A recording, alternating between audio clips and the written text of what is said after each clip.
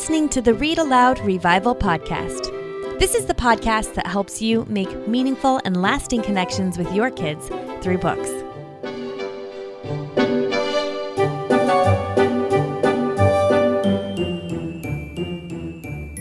Hey, Sarah Mackenzie here. You've got episode 138 of the Read-Aloud Revival podcast. It's October, so of course it means it's time for those Anne of Green Gables quotes about being glad to live in a world with Octobers, to just be fluttering around social media, right? We're digging at our sweaters and our wool socks. Oh my gosh, I love this time of year. One of the things I love best about this time of year is that it is a spectacular time for picture books. There are so many wonderful picture books for this season. And if you haven't seen it, you want to check out our newly updated list of favorite picture books for October. You can see the list and grab a free printable version in today's show notes. Those are at readaloudrevival.com/138. Or even easier, you can just text the word October to the number 33777 and we'll send it to you. Okay, how do you choose books for your kids? What makes a good book? And how do you quickly spot one when you're in the library or at the bookstore? I'll tell you, I have a vivid memory of walking into the public library when Audrey, my oldest daughter, was 1. She's now almost 18. She was 1 year old, and I was completely overwhelmed at the children's department of my library. I knew, I was looking like over the sea of picture books, and I knew that some of them were better than others. I knew that because I would sit on the ground, we'd bring books home from the library or people would give them to us as gifts, and the books would either bore me to tears. Some of them would bore me to tears or make me think like, how is this a book, right? And others would be so delightful to read over and over and over again. I would enjoy them as much as she did. I really didn't have any idea, though, of figuring out which was which. And then I think that challenge actually gets exacerbated somewhat when our kids get older because they start reading more and faster than we do, especially as they get into those tween and teen years. If they're voracious readers, they're reading more books probably than we are. And there's a problem there, too, of like, how do I make sure I'm stocking my kids with the best books for them? Then we have another piece of the challenge of like, how do I choose books for my kids? In that it can be hard to find the right book for the right kid, right? If you have a child who doesn't love reading, we've all been there. I'll bet a large part of that is they just haven't found quite the right book yet. So then we get to be literary matchmakers, so to speak, pairing the book that will stir up our child's imagination and turn them into readers with the right child. So how do we do it? How do we know a good book when we see one? How do we successfully become our child's literary matchmaker? That's what we're going to talk about on today's show. Today's show is actually an excerpt from my book, The Read-Aloud Family. The very kind and generous folks at Zondervan gave me permission to play Chapter 9 of the audio version of the book in its entirety for you here on the show. This is great because it's where I'm going to walk you through what a good book is, how to spot one using my very simple 3-question test. It's the same test I use every time I'm at the library or bookstore or someone hands me a book for the first time, and I'm deciding if it deserves a place on my to-read stack or my kids' to-read stack. I use a simple 3-question test to make that decision. And then I also walk you through in this chapter a few really important principles for being your child's literary matchmaker. Spoiler alert, it has a lot more to do with your actual kids than with the books themselves. And we're going to talk about that. So we're going to dive right in. If you want more where this came from, you can grab the book in print on your e-reader. And if you enjoy listening to books better than reading them, that's actually my preference. I'm a voracious reader with my eyes, but I even more than that, I love listening to a good audiobook. You can get the audio version of this book. You'll find it pretty much anywhere you like to get your audiobooks. We were nominated for a few audiobook awards with the production of this one, which is pretty fun. I was kind of proud of that. I'll put links in the show notes to where you can find the Read-Aloud Family. And here we go. We're going to read Chapter 9 of the Read-Aloud Family, Make Meaningful and Lasting Connections with Your Kids.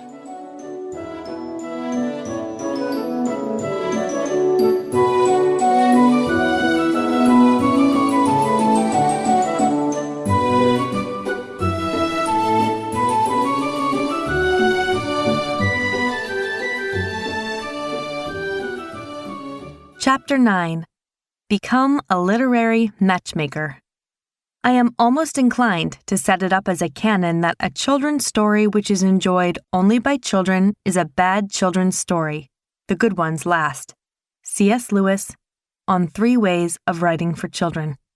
When my oldest 3 children were small, I couldn't wait to read middle grade novels to them. I enjoyed reading picture books, but they weren't the literature that formed me as a reader in my own youth.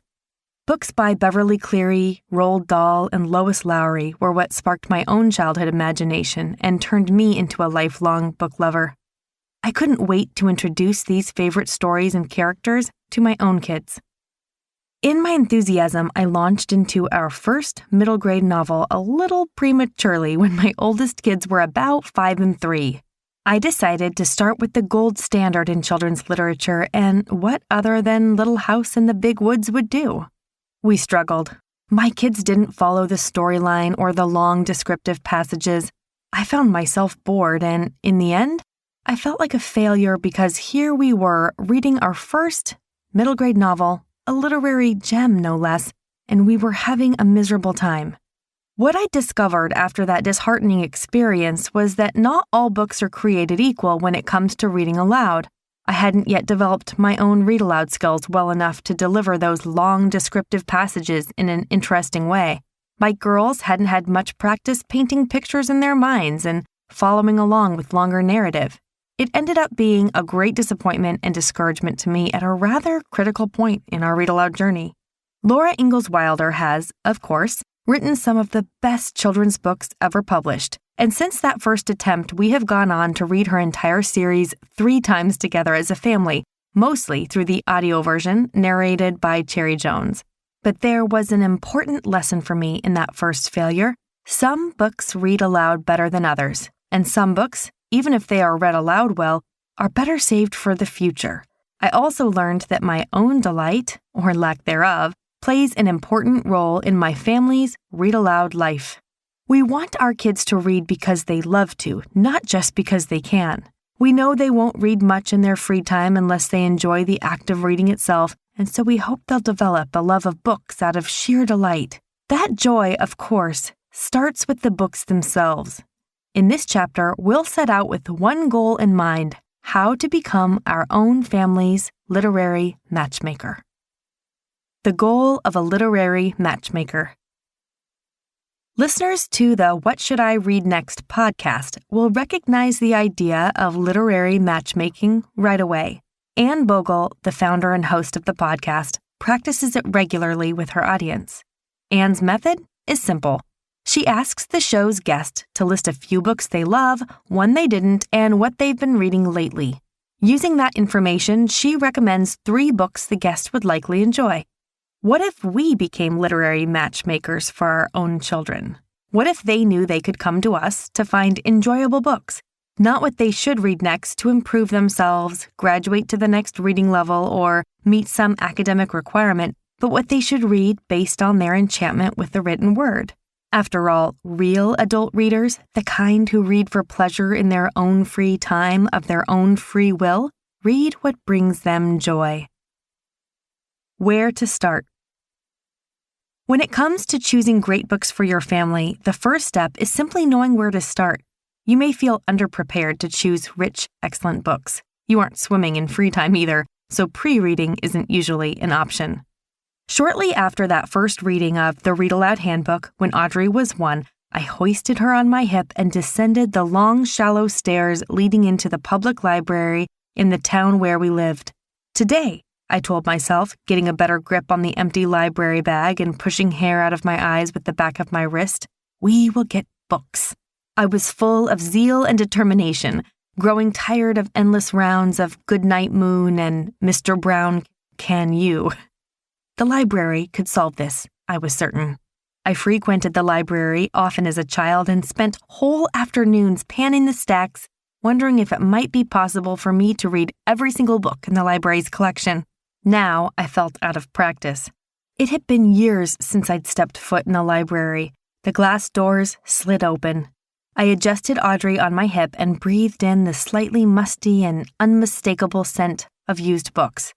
We made our way to the children's department where I gazed around the room eyeing the worn and faded beanbag chairs, low desks with ivory mouses and giant headphones. I saw picture books, chapter books, and front-facing shelves crammed with easy readers. Oversized stuffed versions of Arnold Lobel's fictional Frog and Toad were posed over the front desk, and a cardboard cutout of Junie B. Jones declared boldly, "Reading Rules." As I scanned row upon row of picture books, their skinny spines jammed one next to the other on what seemed like a million shelves, it hit me. I had no idea where to start. There are some things you feel you should just know, even as a brand new mother. Standing there at the library, feelings of incompetence and inadequacy washed over me. Audrey squirmed in my arms and I set her down, feeling my resolve to bring home a library haul fade away. Surely, I thought, some of these books are better than others. When we read together at home, books by Jan Brett or Tommy DePaula left me thoroughly enjoying myself, the cadence of the text and beauty of the illustrations carrying us through each story, leaving us a little happier to be alive at the end of each book. Then there were the others, the kind I read quickly, skipping entire paragraphs or pages when I could get away with it. They were drudgery to read and bored me to death. What was the difference? What made one book so engaging and the other so dull? And how would I be able to tell which was which in a sea of choices unless I had the time and wherewithal to pre-read them? What is a good book? Before we explore the principles of literary matchmaking, let's talk about what a good book is and what it does. You can become a bona fide book maven in your own right if you can learn to look for two important characteristics in the books you encounter. Good books appeal to all ages. First, a good book appeals to the reader regardless of age. This is the most important thing you should know about good books written for children. They appeal equally to grown-ups.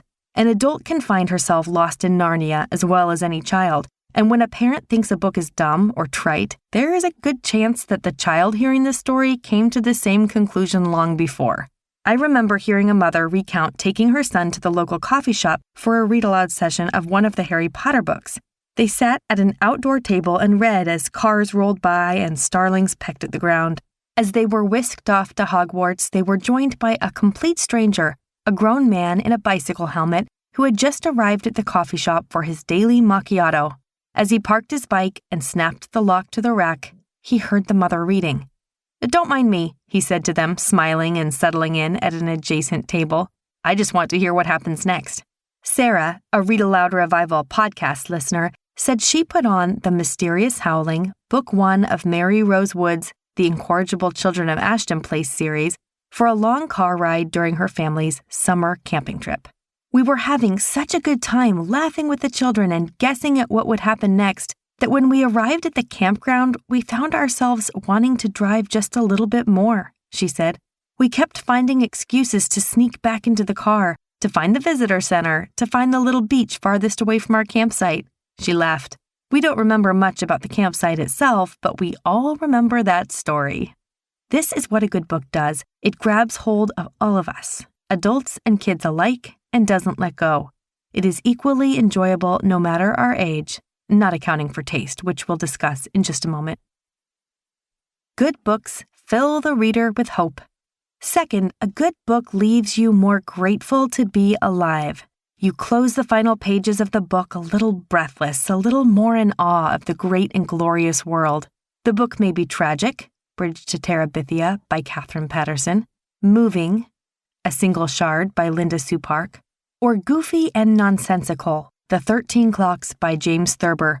Yet it leaves you with a feeling you find difficult to express, amazement at the world, an awe for life, a gratitude for humanity and its quirkiness, its messiness, its vitality. A book that fails to leave the reader with hope has neglected its most important role to help the reader see the world afresh. Funny books do it, sad books do it, heartrending or harrowing or lighthearted books do it. They leave us with new vision. They allow us to view the seemingly mundane world around us and the people in it with new eyes. A book should fill us with hope, even in the midst of bone-rattling thrill or heart-wrenching sorrow. Book lists are training wheels. That day in the library, I sat with Audrey on a low plastic chair, reading through a stack of board books someone had left on a kid-sized table. They were boring, not worth bringing home, so I hoisted Audrey onto my hip and headed back to our car empty-handed. I knew what I needed. I needed that book list at the back of the Read-Aloud handbook. As you set out to become your family's literary matchmaker, book lists are your training wheels. They are invaluable to the parent who is learning how to put good books into the hands of her children, to spur a love of reading and fill a home with the best books that can be found. Think of a good book list as a sturdy set of training wheels. It'll help you ride successfully before you can do it on your own. It'll become a trusted companion to steer you in the right direction. In the third part of this book, you'll find a book list that I hope will become a trusted companion on your own read-aloud journey. I've read every single book on the list, many of them out loud, but you'll also find wonderful recommendations in books like Honey for a Child's Heart and Give Your Child the World, books where the authors have done the hard work of pre-reading, thinking through, sorting, categorizing, and eventually recommending. A good book list is my love language, and if you're ready for a more nuanced list than the one included here, you can find a collection of all my book lists at readaloudrevival.com. Book lists, of course, are always created by a person with unique literary taste, and you don't want to supplant your own opinions and tastes for a book list, no matter how reputable it might be. Use book lists as your training wheels, but once you've acquired enough speed and ability to ride on your own, you can rely on your God-given intuition and the 3-question test, up next, to decide which books should make it onto your own family's unique list of favorites. No book list can be the be-all and end-all because just as the members of your family are singular and unique, so will your book choices be. Your list should reflect the beautiful quirks, likes, and dislikes of the people in your family. How to choose books without a book list. The 3-question test. What if you don't have a book list handy? Or what if you are trying to decide on a book you haven't seen on any trusted book list? What to do then? It's easy to conduct the 3-question test. First, flip open the book to the first few pages and read. You'll need to make use of the sample if you're perusing online. Read a few paragraphs, or a few pages if it's a picture book. Now skip to further inside the book, maybe 1/3 or halfway through, and read a few more paragraphs or pages. This shouldn't take you longer than a few minutes. You just want a taste. Then quickly answer these 3 questions. 1. Images. Can you picture the scene in your mind's eye? What you're looking for is text capable of transporting you inside the story so that you can see it vividly in your own imagination. If the book is illustrated, notice if the images capture you and whether or not you want to look at them just a bit longer than necessary. 2. Vocabulary. Do the word choices seem rich and varied? Avoid books with overly simplified or dumbed-down language. The best read-alouds contain a wide range of words, the kind of words you want to speak out loud. 3. Curiosity. Are you interested in finding out what happens next? The book probably won't be worth reading if you answer this question with a no. A book doesn't need to pass all 3 questions to qualify as worthwhile reading. Often, it will only pass 2 of the 3 questions, and that is usually good enough. For example, a book containing no text, as in Peggy Rathman's hilarious wordless picture book, Goodnight Gorilla, or Alexandra Day's Carl books, can still pass the test with captivating images and piquing your curiosity. Sometimes a book's vocabulary is simplified to accommodate beginning readers, as in the case of books by Mo Willems or Sam and Dave Dig a Hole by Mac Barnett and John Clausen. Those books contain rich illustrations and definitely cause readers to wonder what will happen next. The 3-question test isn't fail-proof, but it's an effective and reliable way to decide if a book is worth a place in your family read-aloud pile or in your child's TBR stack. Next time you're poking through the used book sale or clicking through Amazon, put those potential book purchases through the 3-question test and see if it doesn't help you make better choices. Remember, we're looking for vivid imagery, rich language, and something that piques your curiosity. Principles for literary matchmaking. We've covered the 2 characteristics of a good book, the value of book lists as training wheels, and how to use the 3-question test. there are just a few more helpful principles to keep in mind as you play the part of literary matchmaker for your family. Know when to ditch the book. Just as we all have a unique palate and preference for certain foods, we also have a unique palate for books. It's okay for your family to love something another book lover you admire doesn't enjoy. Likewise, it's okay to get bored by something your favorite bookish friend positively adores. Jim Weiss, acclaimed storyteller and narrator of hundreds of audio stories through Great Hall Productions, once told me that the first and cardinal rule of storytelling is that you, the storyteller, must love the story too. The first rule, the unbreakable rule, he said, is you only tell or read stories aloud that you love yourself. If you try to tell a story you don't like, your kids pick up on that and it will fall flat. This is your permission slip, then, to ditch a book that isn't lighting you up, even if it's on all the book lists, even if your best friend tells you it's the best book she's ever read. With so many wonderful stories in the world, you want your family's read-aloud time to be marked with warm and pleasant memories, not overshadowed by a sense of obligation and frustration. I remember ditching The Hobbit when I found myself avoiding read-aloud time. It turns out Rob Inglis does a far better job of reading the book on audio anyway, and my kids still received the countless benefits of hearing Tolkien read aloud. I got to move on to reading aloud Lois Lowry's Number the Stars, which I had been wanting to do for some time. I recently tried reading aloud the award-winning book The Westing Game by Ellen Raskin to my 3 oldest kids.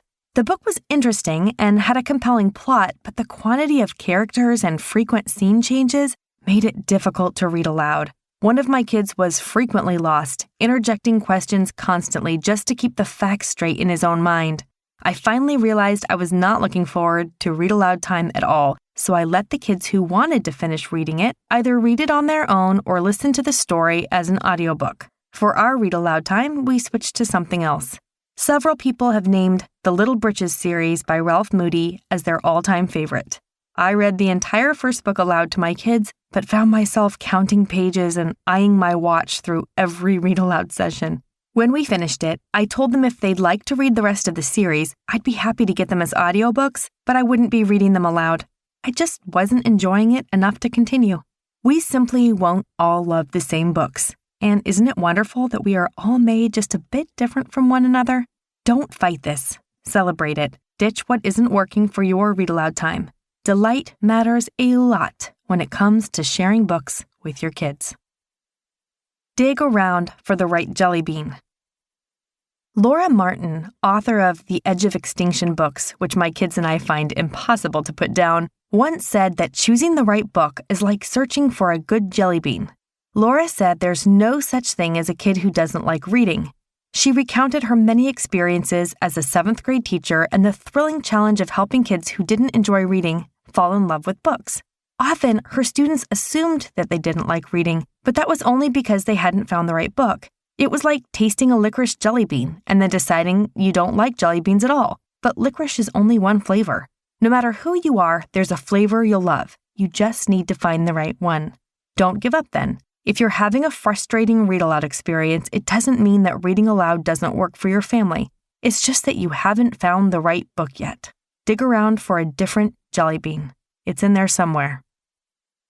Help your child form his or her own reading taste. Bookish people, I'm sorry to say, have an unfortunate tendency toward elitism. I know this because I am a bookish person and also because I hang out with other bookish sorts.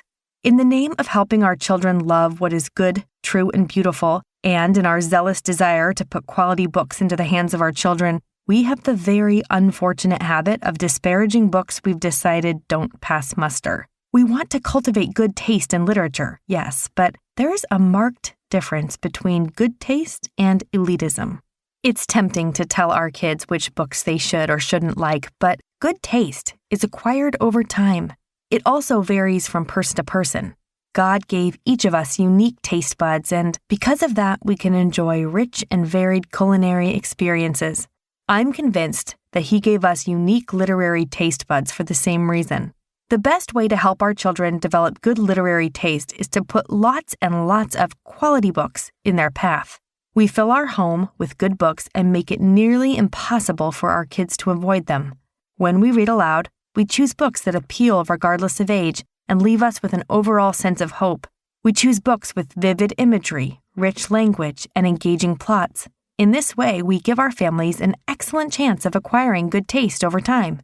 In Chapter 7, I told you that my oldest daughter devoured light books when she was younger, books like The Babysitter's Club and Cupcake Diaries. We also read aloud a lot of classics together, Newbery Award winners, and other books that I knew appealed to a broad range of ages and which would leave us with an overall hope and love for the world and the people in it.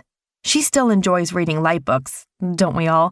But her favorites are classics written by Louisa May Alcott, Lucy Maud Montgomery, and Maud Hart Lovelace.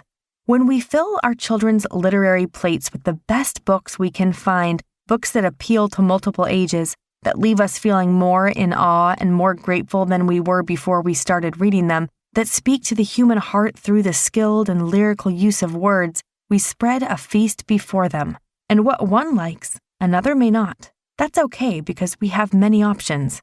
However, it's important to note that we won't get far when we disparage something our child loves. In fact, we may actually do great damage, making a child wonder what is wrong with them because they like something their mother or father thinks is garbage, twaddle, or dumb. Instead, consider the idea that light books end up being like a small bowl of marshmallows on a table set with a grand assortment of more nourishing foods. They don't take away from the grandness or richness of the greater feast. They are simply a small, delightful part of a wide and varied meal. I don't feel loved or cared for when someone disparages or insults my favorite things, and I'm quite sure my children don't either. If we want to cultivate good taste in our children, then we can concentrate on increasing their exposure to good and wonderful books. We allow our children to cultivate their own unique literary taste when we place before them a veritable feast of the best books we can find, and then let them develop their own relationship with what they read. You don't have to get it all in. There isn't any book list your children must get through by a certain age to be well-read, well-educated, or ready for the world. Might I repeat that? Your kids don't need to read certain books by the time they leave your home. In fact, we don't want our kids to read every wonderful book while they're at home. We want to leave some titles for them to discover down the road. I first encountered G.K. Chesterton's work in my 30s, and what a joy to find upon reading my first Father Brown mystery that I had stumbled upon a treasure trove. Likewise, I never read anything by Laura Ingalls Wilder until I was a mother. Those books have shaped the childhoods of countless children, and yet my first introduction to the world of the Ingalls family happened when I was experiencing them with my kids. What fun it was to first experience the world of Laura, her older sister Mary, and younger sisters Carrie and Grace alongside my children. I sometimes recommend books by Natalie Babbitt to friends, adults and children alike. They are often incredulous after reading Tuck Everlasting or The Search for Delicious. How had I never read these before? They wonder. How is this the first time I've ever read her work? When you find yourself worrying that your child hasn't read a certain book or a certain author, don't despair. Don't try to cram it into the schedule.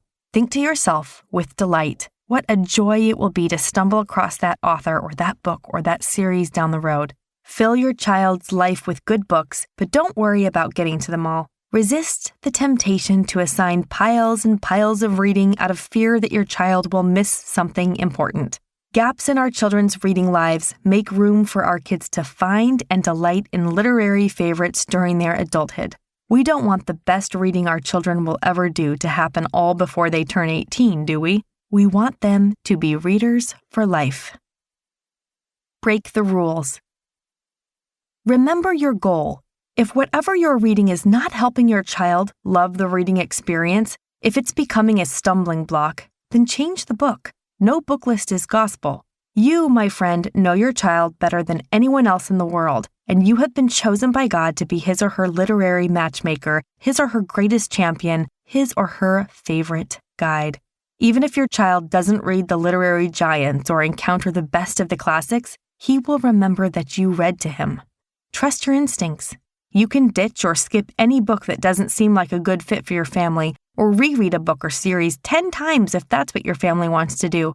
You won't love all the books I or anyone else recommend, so learn to follow your gut. and get comfortable making decisions based on your own unique family personality and dynamic. Use the concepts in this chapter to help you choose books your whole family will find delightful, insightful, and thought-provoking.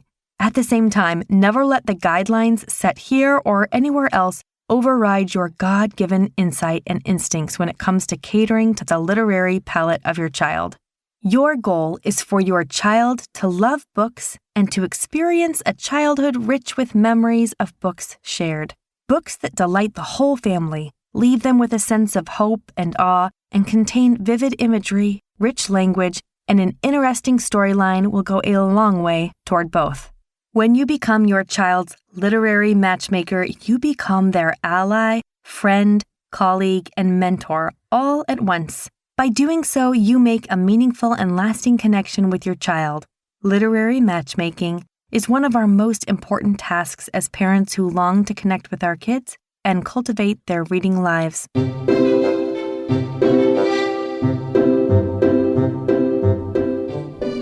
Now it's time for Let the Kids Speak. This is my favorite part of the podcast, where kids tell us about their favorite stories that have been read aloud to them. Hello, my name is Noah. I am 8 years old. I live in Petersburg, Virginia. And my favorite book is the Magic Treehouse books. My favorite part about every book is how it brings me to different places that I haven't been to before. And I'm 8 years old. My name is Liliana, and we live in El Paso. El Paso? And I'm 6 years old. And my favorite book is Narnia because Aslan is kind of like Jesus because he died and he rose again. And I really like Lucy because she's the bravest and because she has a really lovely dress when she is the queen. Hi, my name is Anna and I am 9 years old. I live in New York State. My favorite book is Percy Jackson, The Titan's Curse. I like it because there's lots of adventure in the Percy Jackson series. My favorite part is when Percy Jackson, Thalia, Grover, and Zoe try to stop Luke and Kronos from taking over Mount Olympus. My name is Emma. I'm 8 years old. I live in California. My favorite book is Matilda by Roald Dahl because she can move things with her mind. What's your name? William. William, how old are you? 4. Where are you from? I'm from California. What's your favorite book? The Christmas Carol. And why do you like The Christmas Carol? Because they're funny parts. Hi, my name is Maddie, and I live in Tokyo, and I'm 8 years old, and my favorite book is the Laura Ingalls Wilder series, and I like it because Laura is always funny. My name is Zabe. I'm 4 years old, and my favorite book is Superman, and I live in Tokyo. Hi, I'm Ben, and I live in Tokyo, and my favorite book is the Spider-Man book, and I like it because he's funny. What's your name? Esther. How old are you? 4. Where do you live? In Germany, but I'm from Florida.